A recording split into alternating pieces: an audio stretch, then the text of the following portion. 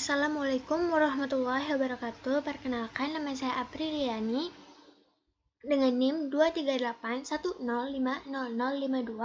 Sini saya ingin menjelaskan materi interval dan titik kumpul mata kuliah analisis real. Langsung saja kita ke pendahuluan, yang mana kita tahu bahwa daerah yang dibatasi oleh dua buah bilangan real yang berbeda seringkali dinyatakan sebagai himpunan.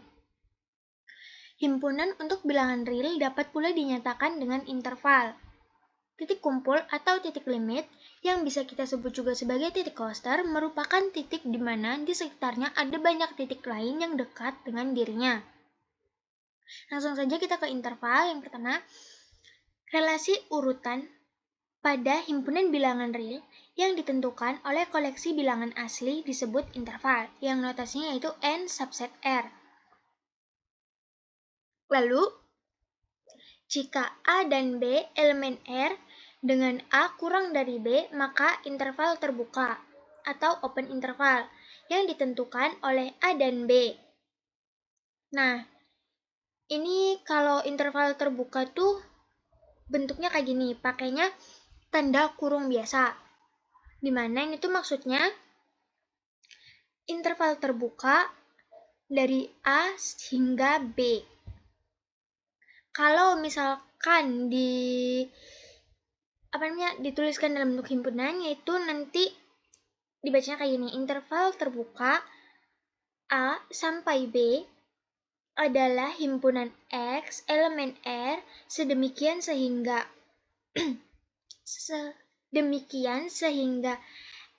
X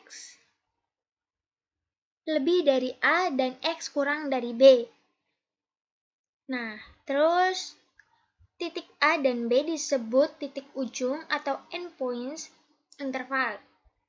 Titik ujung tidak termuat dalam interval terbuka. Jika kedua titik ujung digabung pada interval terbuka, maka disebut interval tertutup. Jadi, kalau di interval terbuka tuh nggak ada titik ujungnya.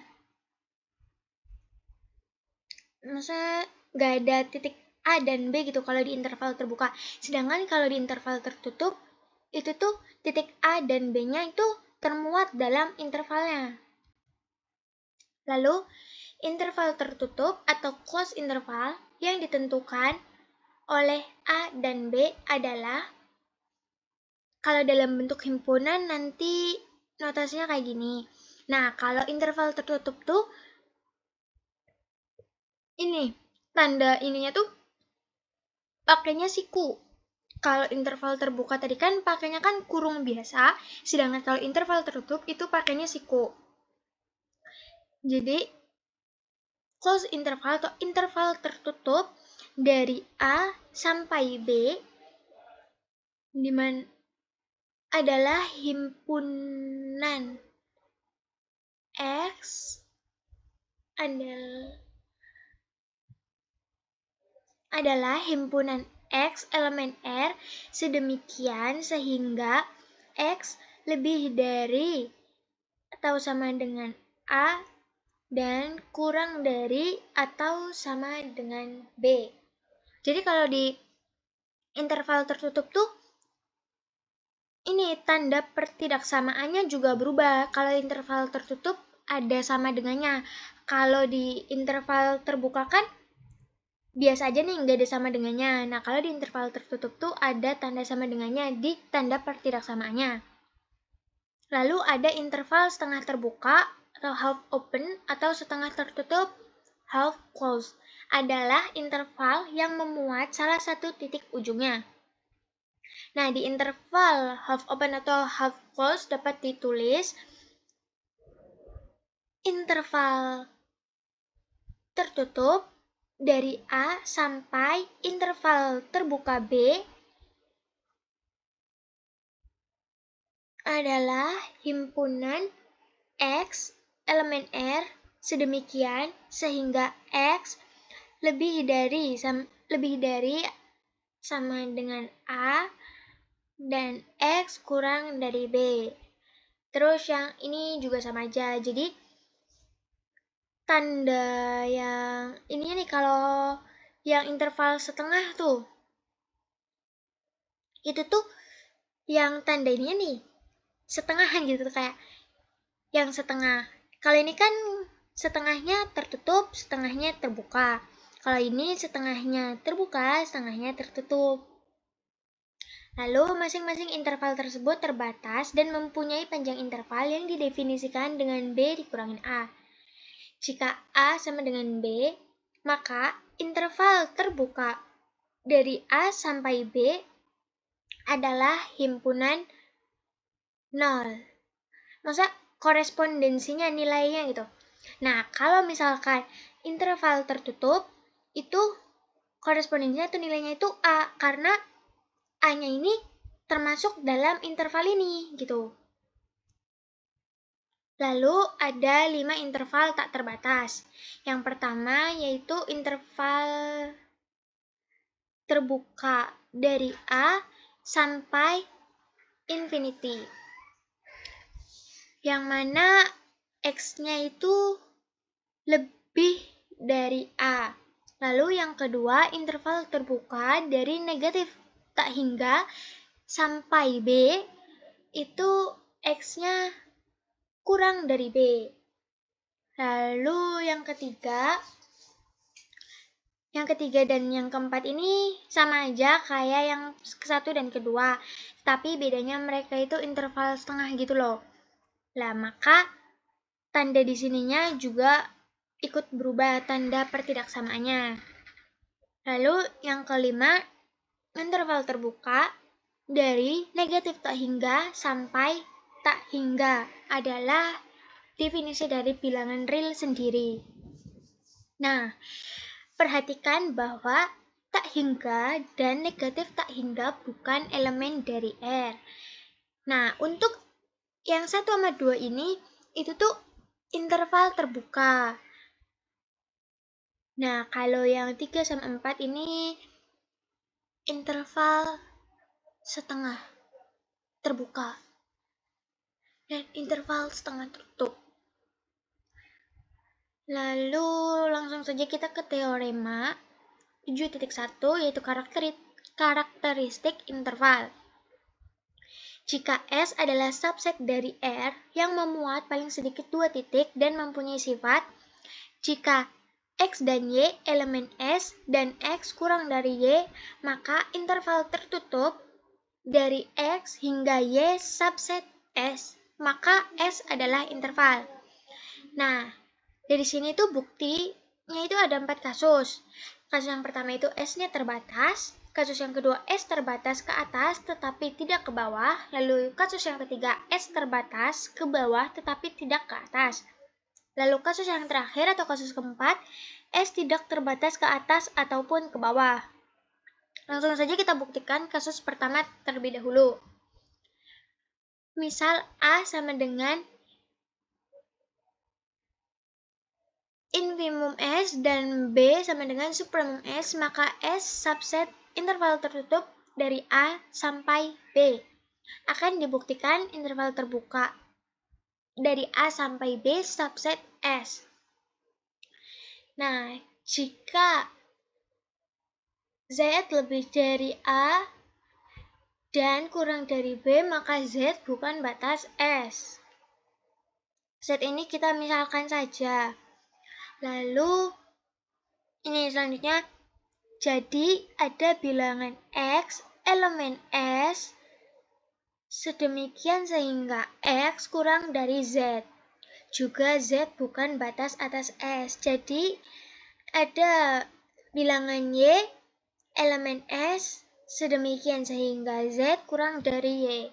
Sehingga Z, elemen interval tertutup A dari A sampai B, akibatnya Z elemen S. Karena Z elemen interval terbuka dari A hingga B, kita simpulkan interval terbuka dari A hingga B subset S. Jika A elemen S dan B elemen S, maka S itu interval tertutup dari A sampai B. Nah, jika A bukan elemen S dan B bukan elemen S, maka S itu interval terbuka dari A sampai B. Kemungkinan lainnya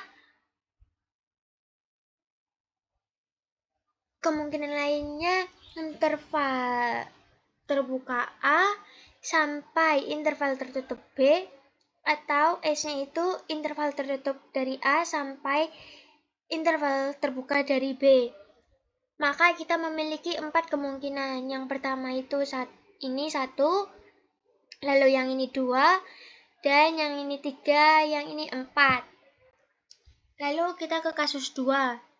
Misalkan B sama dengan supremum S, maka S subset interval terbuka dari negatif tak hingga sampai interval tertutup B. Akan dibuktikan interval terbuka dari negatif tak hingga sampai B sama dengan S.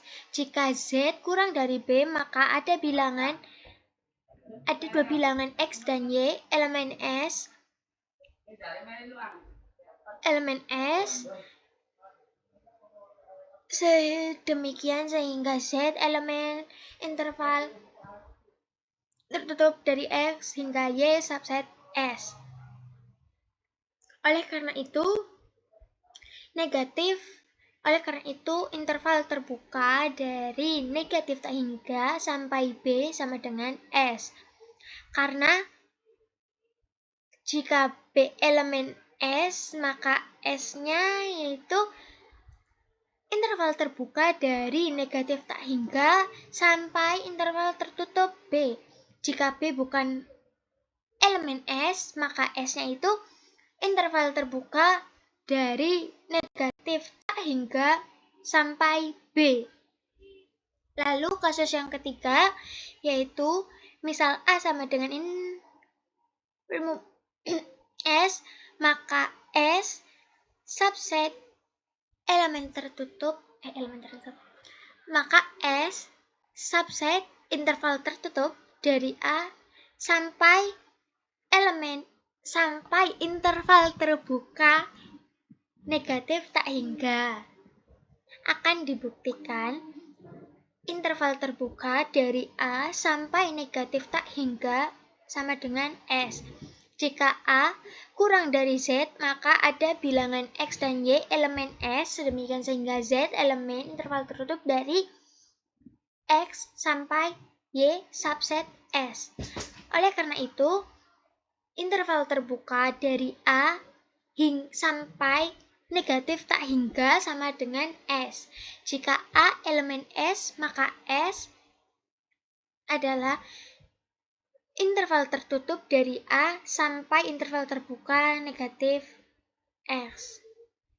Jika A bukan elemen S, maka S sama dengan interval terbuka dari A sampai negatif tak hingga. Lalu untuk kasus 4, misal S tidak terbatas ke atas maupun ke bawah, akan dibuktikan bahwa himpunan bilangan real subset S atau R subset S. Ambil sebarang Z elemen R. Pilih X sama dengan Z min 1 elemen S, maka X kurang dari Z dan Y sama dengan Z plus 1 elemen S. Maka Z kurang dari Y sehingga Z elemen interval tertutup dari X hingga Y. Berdasarkan sifat interval, maka Z elemen S artinya R subset S.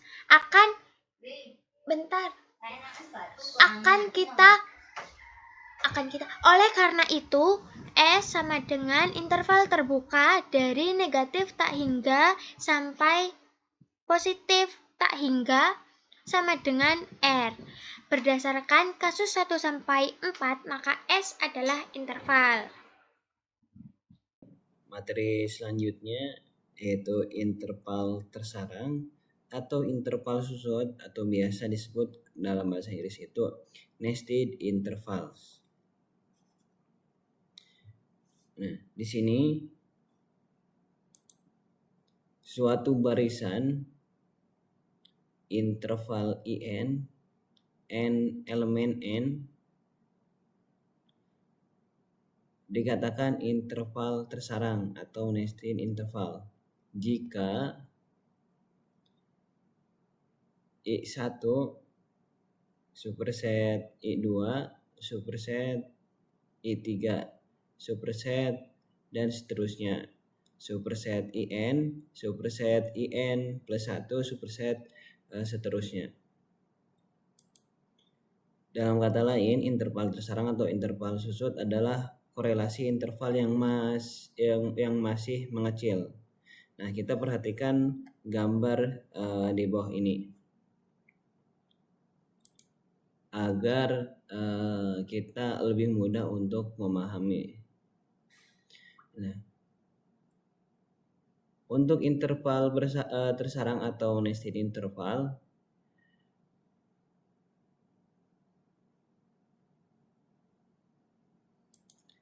itu kita mulai dari suatu interval. Kita sebut yang paling panjang I1 sebagai interval yang pertama. Kemudian kita bisa mengambil beberapa interval yang termuat di dalam I1. Kita masukkan persempit dengan interval yang kedua, yaitu I2. Batasnya, batas bawah, untuk batas bawahnya yang ini, kemudian batas atas yang ini. Tadi untuk suatu interval juga, interval yang pertama I1 ya. Nah, kemudian menyusut lagi menjadi I3, batas bawahnya ini batas bawahnya, ini batas atasnya.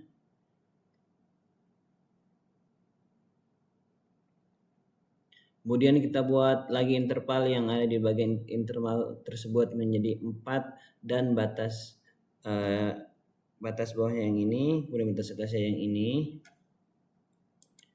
Dan begitu pula juga seterusnya.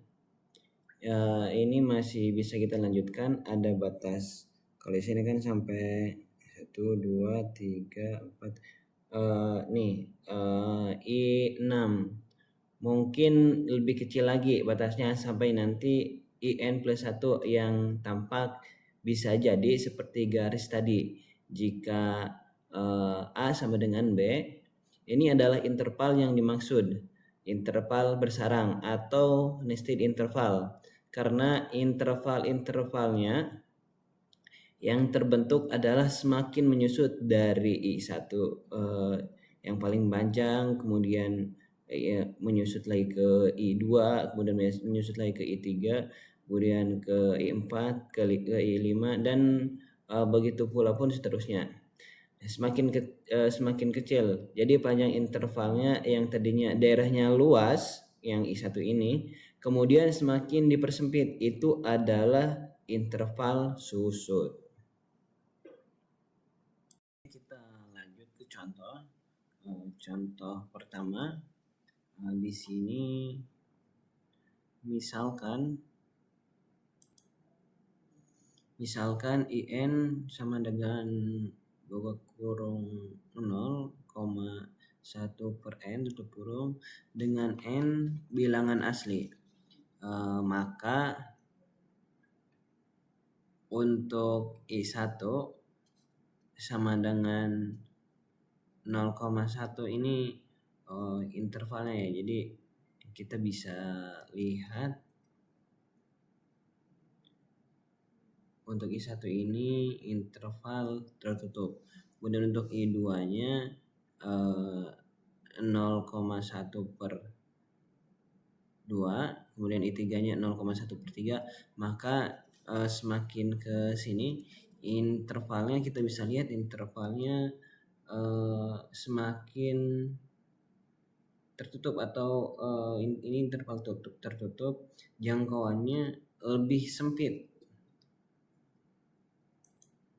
Nah, dengan hal ini dari I1, I2, I3 ini menunjukkan bahwa I1 superset I2, superset I3, superset dan seterusnya superset IN, superset IN plus 1.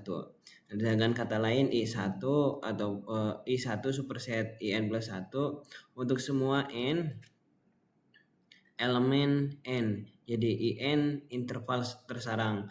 Karena kita bisa lihat ya, tadi juga udah saya sampaikan dari interval ini semakin sempit. Jadi untuk interval ini interval tertutup atau interval tersarang. Nah, dalam konteks ini untuk elemen 0 termasuk pada semua IN.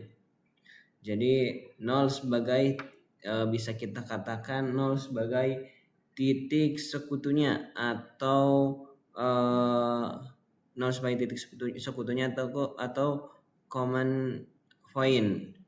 Nah, kita bisa notasikan irisan IN dengan batas N sama dengan 1 sampai tak hingga adalah himpunan 0. Kita lanjut ke contoh yang kedua. Untuk contoh yang kedua sebenarnya sama dengan contoh pertama, hanya intervalnya menggunakan interval terbuka. Maka ini juga interval susut, interval tersusut, tetapi tidak ada titik sekutunya. Kalau tadi 0 tidak termuat di dalam interval tersusut,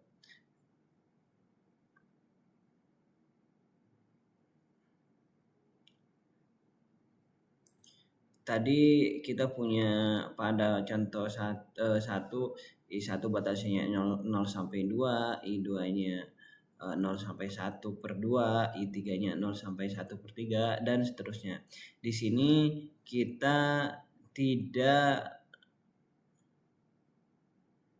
memuat sebuah titik sekutu karena 0 tidak termuat pada semuanya karena intervalnya terbuka.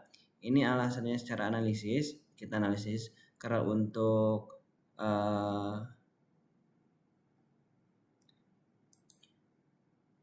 untuk setiap X lebih dari 0 dalam kasus ini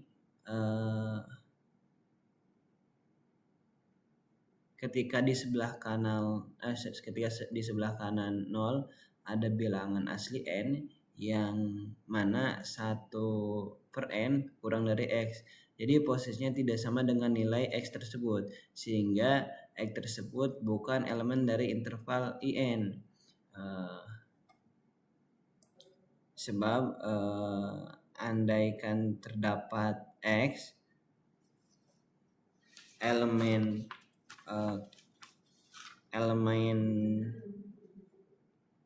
irisan dari interval IN sama dengan 1, maka X elemen IN untuk setiap N elemen N karena X lebih dari 0, maka terdapat M anggota M elemen N sedemikian sehingga 1/M kurang dari X. Kontradiksinya dengan pengandaian. Jadi pengandaian yang tadi salah. Jadi pengandaian tadi salah. X bukan elemen IN. Yang benar itu yaitu irisan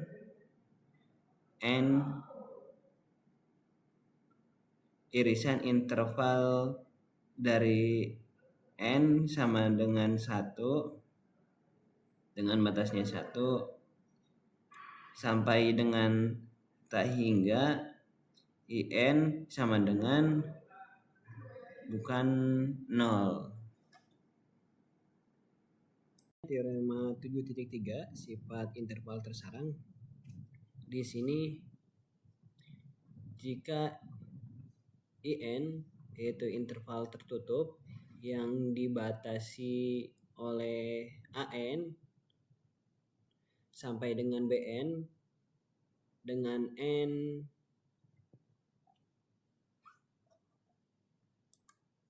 elemen N adalah barisan tersarang dari interval tertutup terbatas. Maka untuk intervalnya terbatas karena mempunyai batas bawah dan batas atas tadi ya, AN dan BN. Maka ada sebuah bilangan real. Di sini kita sebut ini ya, simbol ini yaitu C. Sedemikian di sini C. Sedemikian hingga si elemen IN untuk setiap N elemen N. Inilah sifat dari nested interval atau interval tersarang. Tadi juga di pembahasan sebelumnya sudah disampaikan paling sedikit mempunyai satu titik yang termuat pada interval tersebut. Maka pembuktiannya kita mulai dengan dari aksioma ini adalah interval susut. Karena interval susut kita punya menurut definisi IN adalah subset dari IN. Jadi posisi yang semakin N-nya sampai dengan tak hingga maka itu akan semakin kecil atau menjadi himpunan bagian dari IN. Jadi IN yang paling panjang intervalnya IN ini. Maka karena tadi IN adalah dibatasi oleh AN sampai BN berarti AN akan kurang dari B1 untuk setiap N elemen N. Jadi untuk ketika menyertakan ada simbol N untuk suku ke N, maka semuanya harus ada tambahan keterangan bahwa N itu adalah elemen dari bilangan asli.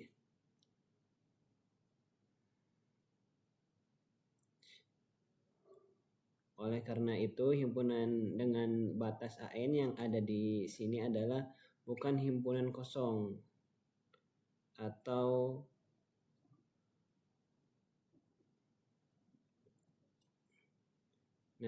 ini himpunan A di sini, ini bukan himpunan kosong.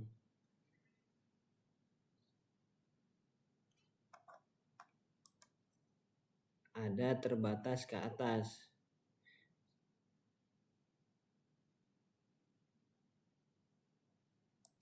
Menurut sifat suprimum, A punya suprimum. Di sini suprimumnya adalah C. Suprimum A jelas AN lebih dari C untuk setiap N elemen N. Nah ini untuk bukti yang pertama. Sebagaimana yang ada di dalam aksiomanya, nah jelas AN akan kurang dari atau sama dengan jelas AN akan kurang dari C ya.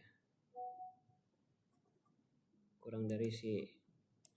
Karena kalau bicaranya suprimum pasti dia adalah di posisi bentuk yang kita pahami dalam sifat yang menjadi syarat suprimum adalah AN kurang dari atau sama dengan AN kurang dari C. Itu kita menggunakan SS kurang dari sama dengan U. Nah, klaim juga si kita pandang dari BN. Kalau tadi kita pandang dari AN. Nah, dengan menunjukkan BN nih. Dengan menunjukkan BN sebagai batas atas, kita lihat dari sini, dari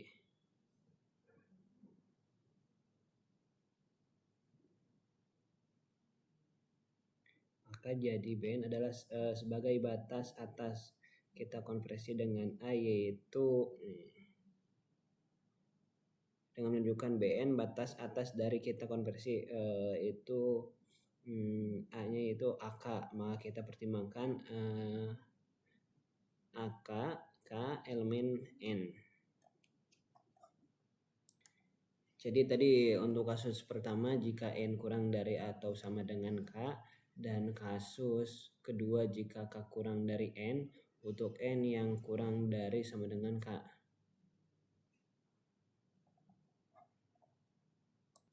Nah, jika N kurang dari K maka IK subset IN atau AK batas bawah dan BK-nya batas atas subset AN, BN sehingga AK kurang dari BK kurang dari BN. Nah, jika K-nya kurang dari N berarti posisinya K di sebelah kiri N, maka kita melihat di sini IK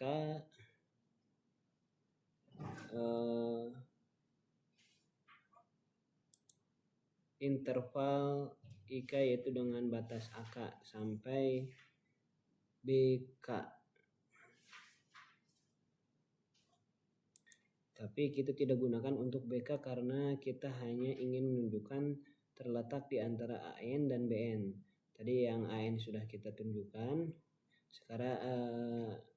Sekarang menunjukkan untuk yang BN. Nah, kalau yang kasus 1 tadi, jika yang kasus ini jika N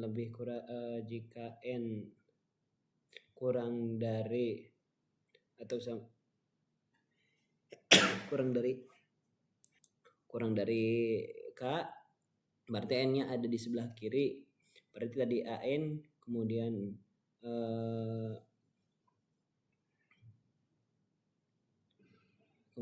AK, kemudian BK dan BN yang paling kanan nih.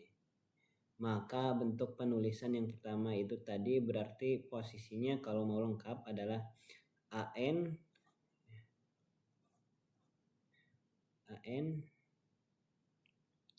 kurang dari sama dengan AK kurang dari sama dengan BN. Kita ambil hanya 3 unsur yang ada irisan dari kedua kasus ini. Maka kita punya irisannya adalah dari 1 dan kasus 1 dan kedua ini.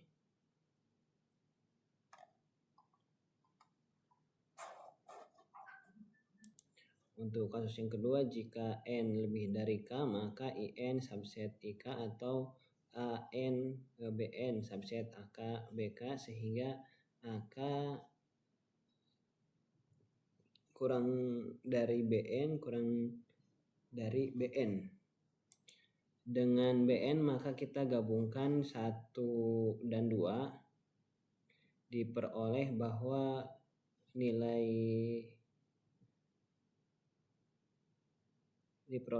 AK kurang dari BN untuk setiap K elemen N. Jadi BN batas atas dari AK kemudian K elemen N. Oleh karena itu si kurang dari BN untuk setiap N elemen N. Nah, dari 1 dan 2 diperoleh dari tadi ya AN kurang dari C kurang dari BN untuk setiap N elemen N. Hal ini berarti si elemen IN untuk setiap N elemen N. Artinya si ini termuat di dalam interval tertutup dengan batas AN sampai BN tadi dengan batas AN dan BN. Ini berarti sudah terbukti sesuai dengan teoremanya, teorema 7.3. Teorema 7.4. Di sini jika interval IN sama dengan BN min AN, jika memenuhi infimumnya dari panjang interval adalah Bn min An terus Bn min An n elemen n sama dengan 0, maka nilai si elemen In adalah data tunggal.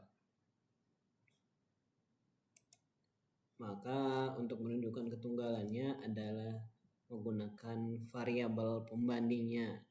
Nah, di sini kita ambil simbol eta nih. Simbol ini disebut eta. Jika eta infimum Bn, karena tadi kita mempunyai batas intervalnya dari An, tadi batas intervalnya dari An ya sampai Bn, maka dengan cara yang sama dengan teorema sebelumnya akan diperoleh bahwa An kurang dari atau sama dengan Bn. Nah, kita tahu di penulisan An kurang dari sama dengan eta,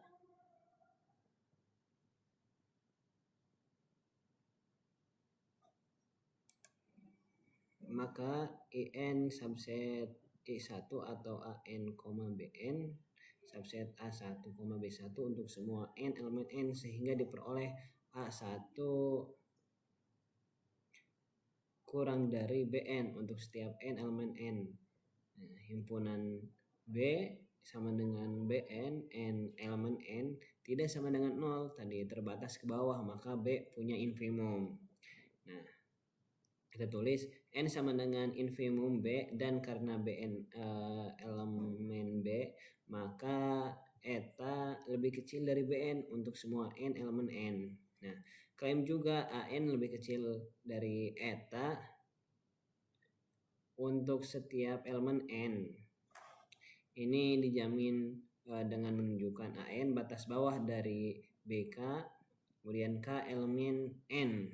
Nah, jika n lebih kecil dari K, maka IK subset IN atau AK, BK subset AN, BN, sehingga AN lebih kecil dari AK, lebih kecil dari BK. Kemudian jika N lebih besar dari AK, maka IN subset IK atau AN, BN subset AK, BK, sehingga AN lebih kecil dari AN, lebih kecil dari BK. Nah, dari kasus 3 dan kasus 4 ini diperoleh bahwa AN lebih kecil dari BK untuk semua K elemen N. Jadi AN batas bawah dari BK, kemudian K elemen N. Oleh karena itu AN lebih kecil dari BK untuk semua N elemen N. Nah, dari 3 dan 4 kita peroleh AN lebih kecil dari BK, berarti eta elemen IN untuk setiap N elemen N. Kemudian selanjutnya akan ditunjukkan bahwa si sama dengan eta, nah tunggal.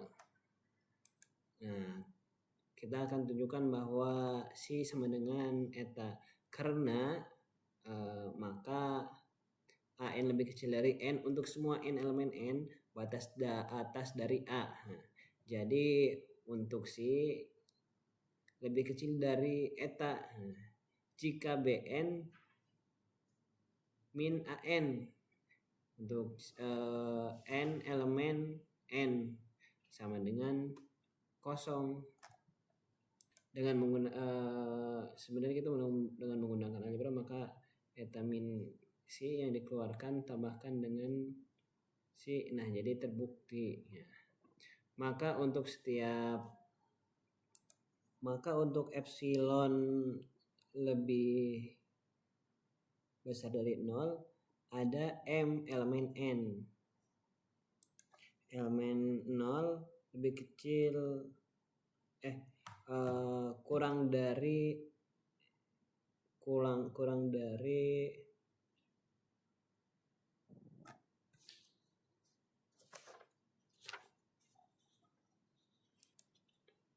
kurang dari eta.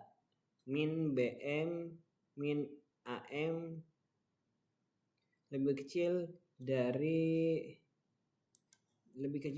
epsilon atau 0 lebih kecil dari eta. Min si lebih kecil dari epsilon. Karena berlaku untuk sebarang epsilon lebih besar dari 0, maka memenuhi untuk eta min si sama dengan 0 atau eta sama dengan si, maka tunggal. Selanjutnya adalah titik kumpul atau titik cluster. Definisinya, misalkan S subset R. Titik X itu elemen R adalah titik cluster dari S jika untuk setiap epsilon lebih dari 0 ada paling sedikit satu titik, di mana misalkan titiknya itu Sn yang merupakan elemen dari S. Sn-nya ini tidak sama dengan X, sedemikian sehingga nilai mutlak dari Sn dikurangi X itu kurang dari epsilon. Jadi jika ada suatu titik cluster, maka ada juga titik lain selain titik cluster itu yang tidak sama dengan titik clusternya, di mana nilai mutlak dari pengurangan kedua titik yang ditujukan itu kurang dari epsilon. Dengan kata lain, X elemen R adalah titik cluster jika setiap persekitaran pi epsilon X itu sama dengan interval terbuka dari X min epsilon sampai X plus epsilon, memuat paling sedikit satu titik dari S yang tidak sama dengan X. Nah, bisa juga ada persekitaran dari pi epsilon X-nya. Nah, X-nya ini merupakan titik clusternya. Analisis tadi dapat menggunakan irisan. Irisannya itu persekitaran pi epsilon X diiriskan dengan S dikurangi titik clusternya itu tidak sama dengan himpunan kosong. Atau bisa juga menggunakan pengurangan terlebih dahulu, yaitu pi epsilon X dikurangi titik cluster X irisan S tidak sama dengan 0. Nah, menggunakan langkah ini ataupun yang langkah ini juga sama, karena ini menggunakan pengelompokan. Nah, jika salah satu dari pernyataan atau notasi ini dipenuhi, maka titik X-nya ini merupakan titik cluster dari S. Dapat ditulis juga S aksen. Berarti X-nya ini elemen dari S aksen. Contoh 1, diberikan S adalah interval terbuka dari 0 sampai 2. Apakah 0 merupakan titik cluster dari S? Karena ini merupakan interval, jadi kita ambil epsilonnya lebih dari 0 sebarang. Maka persekitaran pi epsilon 0 itu sama dengan interval terbuka dari 0 min epsilon sampai 0 plus epsilon. Sama dengan interval terbuka dari min epsilon sampai epsilon. Nah, yang di dalam kurung persekitaran ini merupakan titik clusternya ya. Karena ini 0 yang ditanyakan, 0 itu merupakan titik cluster apa bukan, maka di sininya itu 0. Jika yang ditanyakan itu 1, maka di sininya juga 1, dan seterusnya. Dengan menggunakan teorema densitas, maka 0 adalah titik cluster dari S. Teorema densitas itu jika ada dua bilangan, batas dua bilangan berarti bilangan diantaranya itu terdapat bilangan rasional. Maka 0 itu adalah titik cluster dari S. Dan 0 itu bukan elemen S. Kenapa? Karena di dalam soal himpunan S-nya ini interval terbuka dari 0 sampai 2, sehingga jika interval terbuka, maka 0 dan 2-nya itu tidak termuat di dalam intervalnya. Demikian juga bahwa 1/2 adalah titik cluster atau titik kumpul dari S. Dan 1/2 itu elemen S. Kenapa? Karena di antara 0 sampai 2 itu kan memuat 1/2, sehingga 1/2 itu elemen dari S. Contoh 2, diberikan A adalah anggota himpunan yang beranggotakan 1 sampai 2. Apakah 1 merupakan titik cluster dari S? Nah, ini bukan interval ya. Kita juga harus memperhatikan tanda kurung yang ada pada soal. Jika tanda kurungnya itu biasa, maka ini merupakan interval terbuka. Namun jika tanda kurungnya ini kurawal, berarti ini merupakan himpunan anggota. Nah, ini kan himpunan anggota ya, sehingga dapat dipastikan bahwa bukan titik cluster. Jadi langsung menggunakan persekitarannya. Persekitaran dari titik clusternya. P epsilon 1 sama dengan 1 min epsilon sampai 1 plus epsilon. Kita misalkan ambil epsilonnya itu 1/2. Maka kita substitusikan nilai epsilonnya ke dalam persekitaran ini. Pi epsilon 1 sama dengan 1 min 1/2 sampai 1 plus 1/2 sama dengan interval terbuka dari 1/2 sampai 1/2. Karena pi epsilon 1 jika diiriskan dengan A dikurangi dengan titik clusternya sama dengan himpunan kosong. Kan pi epsilon 1 ini kan yang ini ya, yang interval terbuka 1/2 sampai 1/2. Diiriskan dengan 1/2, kan irisannya kan 1, dikurangi dengan 1, maka adalah himpunan kosong. Berarti 1 bukan titik cluster dari A. Contoh 3, diberikan A sama dengan interval tertutup dari 1 sampai 2 dikurangi himpunan bilangan 4. Apakah 4 merupakan titik cluster dari A?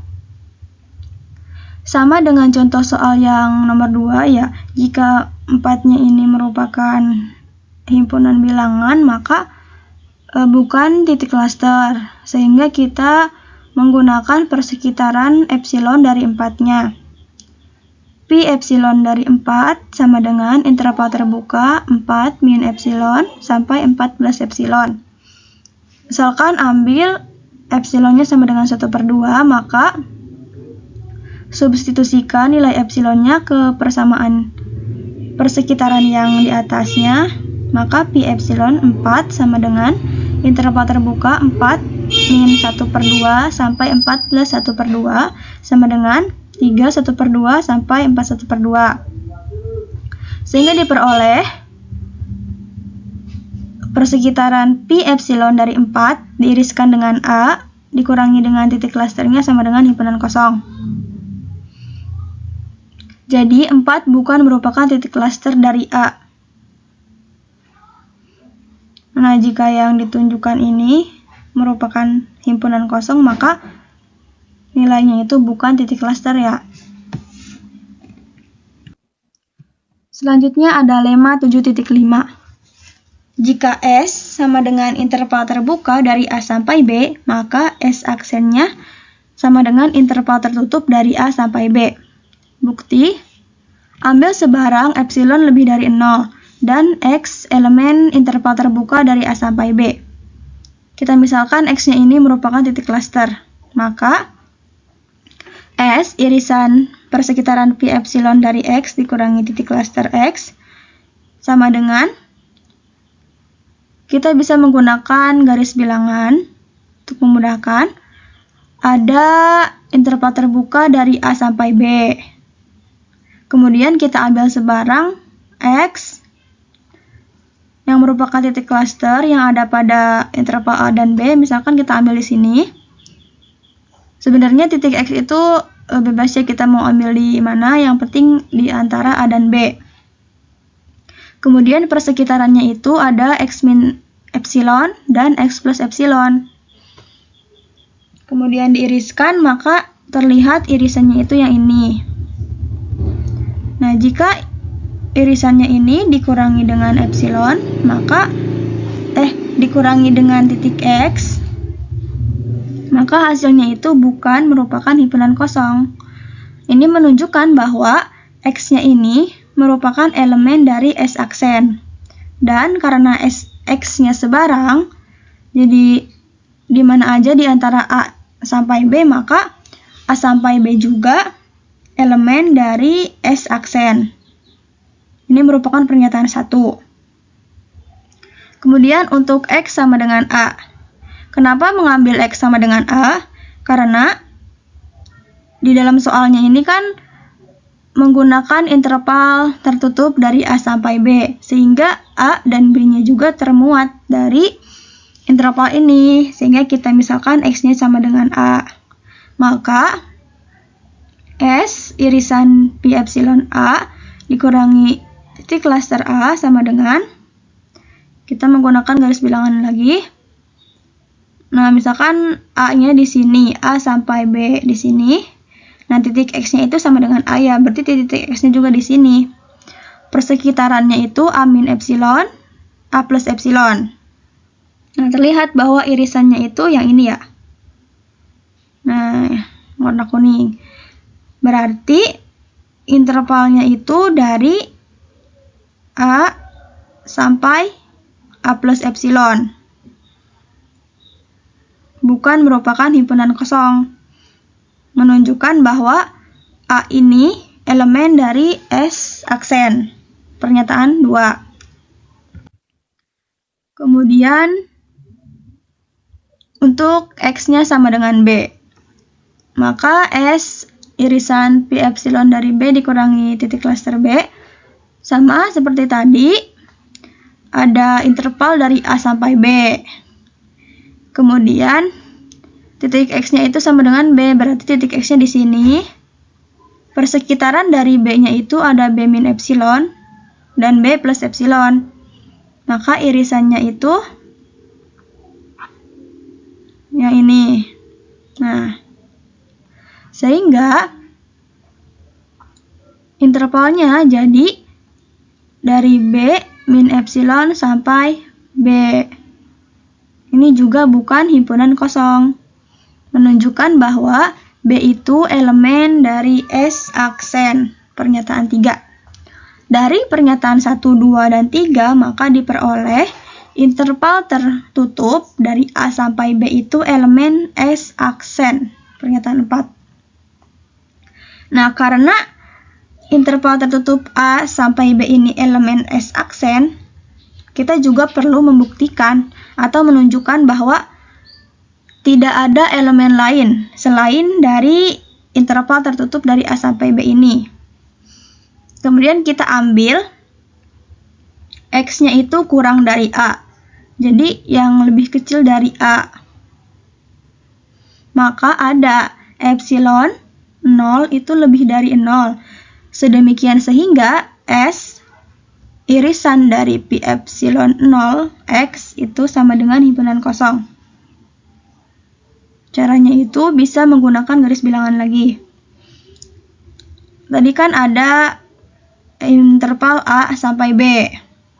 Kemudian kita ambil titik X yang kurang dari A, berarti ada di sebelah kiri A. Persekitarannya itu X min epsilon, X plus epsilon. Nah, dapat terlihat tidak ada irisan ya di antara keduanya, sehingga hasilnya itu sama dengan himpunan kosong. Berarti X-nya itu bukan elemen S aksen. Pernyataan 5. Kemudian kita ambil X-nya yang lebih besar dari B, berarti yang ada di sebelah kanan. Maka ada epsilon 0 lebih dari 0, sedemikian sehingga S irisan pi epsilon 0 X itu sama dengan himpunan kosong. Nah, sama seperti tadi, ada interval A sampai B, kemudian ada titik X yang lebih besar dari B sehingga berada di sebelah kanan B. Persekitarannya itu ada X min epsilon dan X plus epsilon. Dapat terlihat tidak ada irisan, maka hasilnya itu himpunan kosong. Berarti X juga bukan himpunan dari S aksen. Dari pernyataan 4, 5, dan 6, maka diperoleh S aksennya itu sama dengan interval tertutup dari A sampai B. Maka terbukti. Contoh 1, jika S himpunan berhingga, maka S aksen sama dengan himpunan kosong. Misalkan S-nya itu himpunan yang beranggotakan S1, S2, dan seterusnya sampai Sn. Kita menggunakan pengandaian. Andaikan S aksennya itu tidak sama dengan himpunan kosong. Kenapa S aksennya tidak sama dengan himpunan kosong? Karena di dalam contohnya itu S aksennya sama dengan himpunan kosong. Jadi menggunakan pengandaian, maka hal yang sebaliknya ya. Jadi S aksennya tidak sama dengan himpunan kosong. Sebut X-nya itu elemen dari S aksen, atau X-nya ini titik klasternya. Pilih epsilon sama dengan 1/2 minimal, di mana nilai mutlak dari X min S1, I-nya itu 1, 2, 3, dan seterusnya sampai N, maka S irisan pi epsilon X dikurangi titik klasternya sama dengan himpunan kosong. Kontradiksi dengan X itu elemen S aksen. Hal ini berarti pengandaian salah. Jadi haruslah S aksen itu sama dengan himpunan kosong. Contoh 2, misalkan S adalah himpunan yang beranggotakan 1/n, di mana n elemen bilangan asli. Buktikan yang A 0 adalah elemen S aksen, dan yang B bila X elemen S, maka X bukan elemen S aksen. Bukti yang A, jika diberikan epsilon lebih dari 0 sebarang, maka S irisan pi epsilon 0 dikurangi titik klaster 0 sama dengan, nah himpunan S-nya ini kan 1/n, di mana n-nya itu kan bilangan asli. Berarti n-nya dimulai dari 1. 1/n ini 1, kemudian 1/2, 1/3, dan seterusnya sampai 1/n. Diiriskan dengan persekitaran dari pi epsilon 0 itu kan min epsilon sampai epsilon dikurangi titik klasternya sama dengan bukan merupakan himpunan kosong. Jadi 0 itu elemen dari S aksen. Yang B, pilih epsilon sangat kecil. Misalkan epsilonnya itu sama dengan 1/2. Karena sangat kecil, maka gunakan juga 1/n dikurangi 1/n plus 1. Tetap lebih dari 0 karena epsilon ya. Maka S irisan pi epsilon dari xn dikurangi titik klaster xn itu sama dengan himpunan kosong untuk semua xn elemen S. Jadi X ini bukan elemen dari S aksen. Selanjutnya ada teorema 7.6 atau dinamakan juga teorema Bolzano-Weierstrass. Setiap S subset R dan S himpunan tak hingga terbatas selalu punya titik kumpul atau titik klaster. Bukti, karena S itu terbatas, maka ada I1, yaitu interval tertutup dari A1 sampai B1, elemen dari R. Sedemikian sehingga S juga merupakan subset dari interval tertutup A1 sampai B1 dengan panjang L-nya I1, Li1 sama dengan B1 min A1. Bagilah interval tertutup dari I1 atau A1 sampai B1 menjadi 2 sehingga didapat A1 sampai A1 plus B1 per 2 dan A1 plus B1 per 2 sampai B1. Jadi yang ini tuh kan dibagi 2 ya interval ini tuh, sehingga interval yang ujung awal, nah koma ininya kedua intervalnya dibagi 2. Sama juga yang ini. Karena S tak berhingga, maka salah satu subinterval itu mengandung tak berhingga unsur S. Jadi salah satu dari kedua ini tuh mengandung tak hingga unsur S. Hal ini dijamin bila kedua subinterval tertutup itu membuat tak hingga unsur S. Setiap S, subset R, dan S himpunan tak berhingga dan terbatas selalu punya titik kumpul. Namakan I2 misalkan kita ambil yang ini ya, dari salah satu subinterval A1, A1 ditambah B1 per 2. Kita namakan interval tertutup dari A2 sampai B2 dengan panjang I2-nya itu B1 min A1 per 2. Selanjutnya bagi juga I1-nya menjadi 2 sehingga didapat interval tertutup dari A2 sampai A2 plus 2 per 2 dan A2 plus 2 per 2 sampai B2. Salah satunya memuat tak hingga banyak unsur S. Kemudian kita namakan I3 dengan panjangnya B1 min A1 per 2 pangkat 2. Dengan mengulangi proses tersebut, didapat barisan interval susut. I1, subset I2, subset I3, dan seterusnya subset IN. Subset IN plus 1 untuk setiap N elemen N.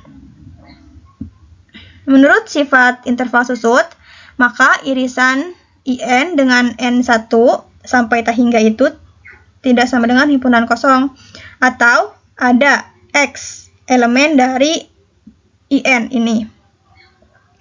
Selanjutnya akan ditunjukkan bahwa S ini titik klaster dari S. Ambil sebarang epsilon lebih dari 0, maka pi epsilon X itu sama dengan interval terbuka X min epsilon sampai X plus epsilon.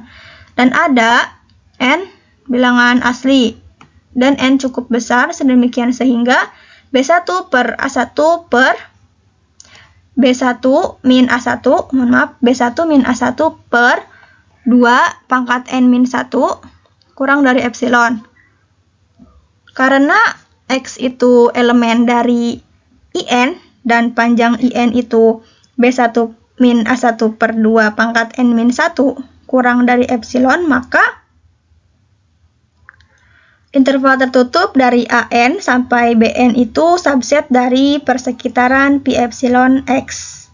Karena interval tertutup AN sampai BN memuat tak hingga banyak unsur S dan interval tertutup AN sampai BN itu subset dari V epsilon X, maka V epsilon X itu memuat tak hingga banyak unsur S. Juga tidak sama dengan X. Oleh karena itu, X-nya itu adalah subset dari S aksen. Mungkin cukup sekian penjelasan materi yang dapat disampaikan oleh kelompok 6. Kurang dan kurangnya mohon maaf. Wassalamualaikum warahmatullahi wabarakatuh.